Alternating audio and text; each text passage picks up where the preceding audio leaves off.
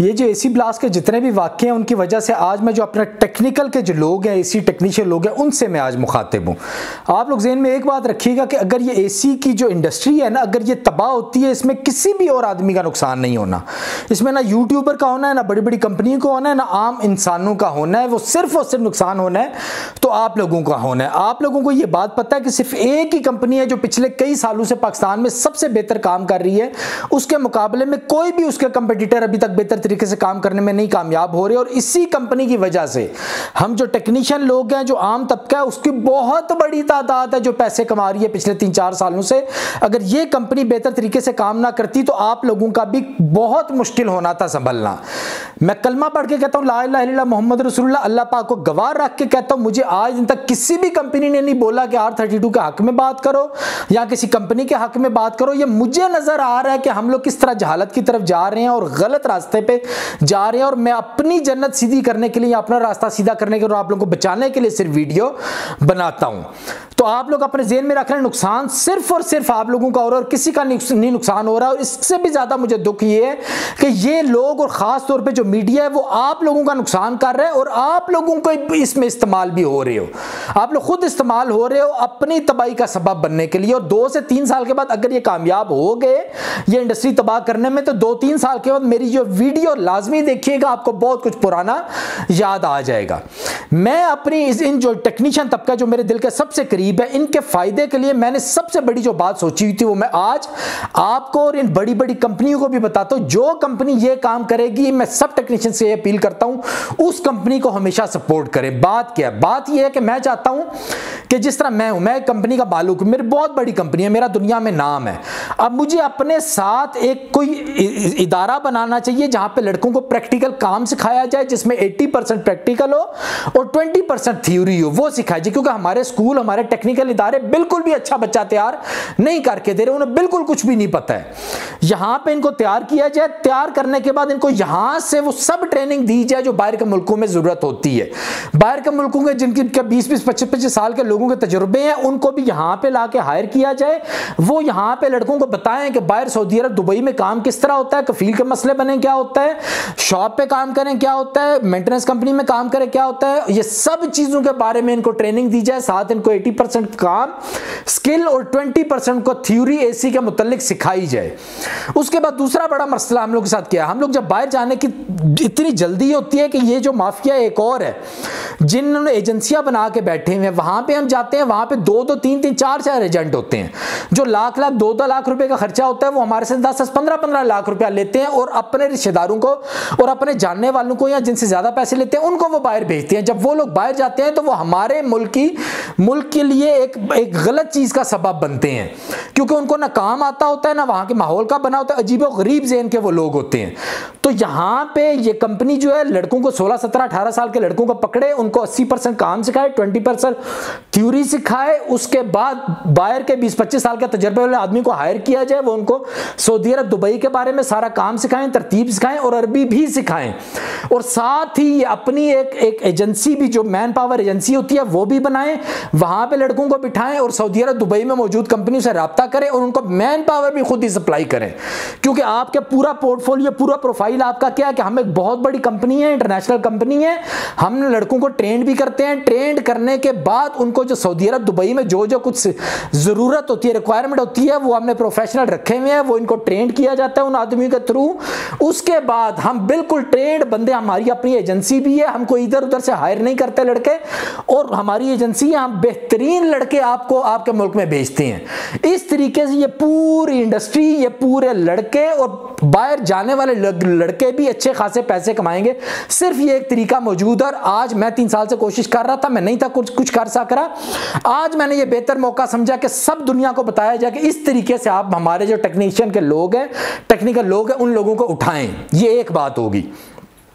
दूसरी बात, आप जो टेक्निकल लोग हैं ये ज़हन में रख लें, ये जितना भी मसला हमारा बनना है इंडस्ट्री को तबाह करने में, ये मीडिया तबाह कर रहा है। इसमें इकरारुल हसन का सबसे बड़ा हाथ है, क्योंकि इकरारुल हसन को सब लोग अच्छा समझते हैं। मैं भी आज दिन तक उसको दुआएं देने वाले लोगों में ही शामिल था, लेकिन आज जब उसने मेरी फील्ड के बारे में, जिसके बारे में मुझे बहुत ज्यादा तजुर्बा है, उस फील्ड के बारे में जिस तरीके से उसने उसको हैंडल करने की कोशिश की है, जान के या नहीं जान के उसने किया, जो भी किया वो अल्लाह जानता है या वो जानता है, लेकिन हमारा नुकसान किया है और अभी वो चुप करके बैठ गए हैं, कोई आगे इसकी तहकीक नहीं कर रहे।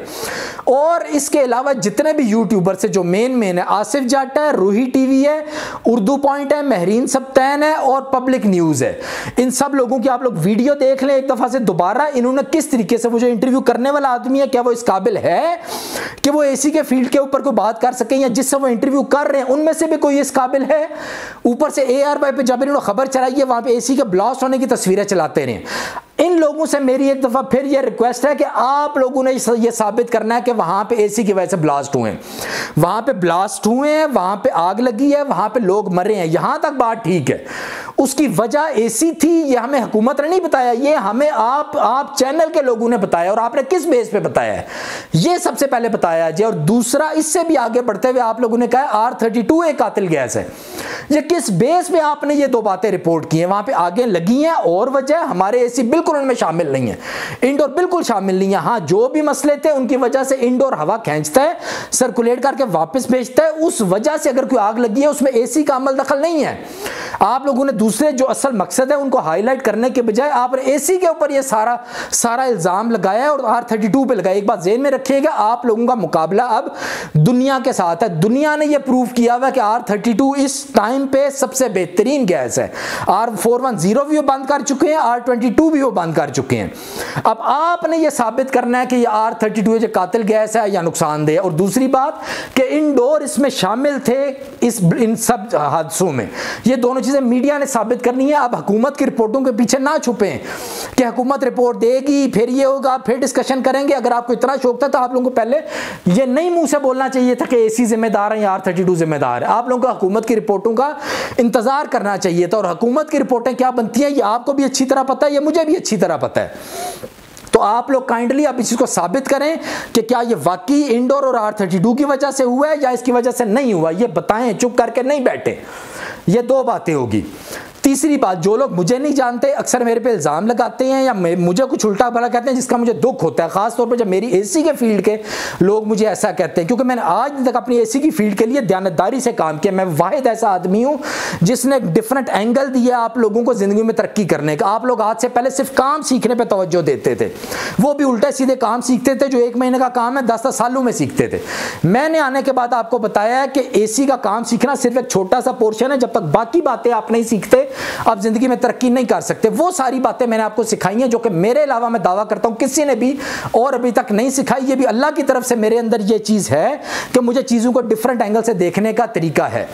मेरी आप जिन आदमी ने मेरी वीडियोस नहीं देखी वो काइंडली दोबारा जाके मेरी वीडियो देखे। उसमें बच्चे ने अपने उस्तादों को किस तरह चूज़ करना है, उस्तादों ने बच्चों को कैसे चूज़ करना है, जो लड़के हैं जो उनको काम आ गया, अच्छे सीनियर लड़के हो गए हैं, वो किस तरह अपने बड़े सीनियर्स के साथ मिलकर एक पार्टनरशिप कायम करके बिजनेस कर सकते हैं। मैंने पूरा एक स्ट्रक्चर वहां पे दिया हुआ है जिसको देखते हुए बहुत सी दुनिया ने फायदा भी उठाया है। इसके अलावा बाहर के मुल्क में जाके आप लोग किस तरह कर सकते हैं, किन किन मुश्किलात से गुजरते हैं, उनका क्या क्या हल है, किस तरह के वीज़े हैं, क्योंकि मेरा 25 साल का एक्सपीरियंस है। उस एक्सपीरियंस की बेस के ऊपर मैंने पूरा ये लोगों को गाइड किया हुआ है। और सीज़न के अलावा हमारे लोगों के पास बिल्कुल कोई काम नहीं होता था। ये बात मैंने बताई है कि आप लोगों का काम का मसला नहीं है, बल्कि आप लोग जो सीज़न में पैसे इकट्ठे करते हैं उनको ना संभालने की वजह से आप लोगों के ये सारे मसले बनते हैं। तो इस तरीके से मुझे अल्लाह की दी हुई सलाहियत को इस्तेमाल करते हुए मैंने हमेशा आप लोगों की बेहतरी के लिए काम किया और हमेशा आप लोगों को ऐसे ऐसे तरीके और ऐसे ऐसे रास्ते दिखाए हैं जो मेरे से पहले आज तक किसी ने आपको नहीं दिखाए। तो मेरी नीयत में शक ना कीजिएगा। हाँ, मैं इंसान होने के नाते कभी कोई गलत बात कर सकता हूँ, कभी कुछ मेरे से गलत हो सकता है, लेकिन मुझे गाली निकालना या डायरेक्ट मेरे पे कोई डायरेक्ट तोहमत लगा देना जब आप टेक्निकल लोग लगाते हैं तो मुझे तकलीफ होती है। तो आज के लिए इतना काफ़ी है। दुआ में याद रखिएगा। अल्लाह हाफिज़।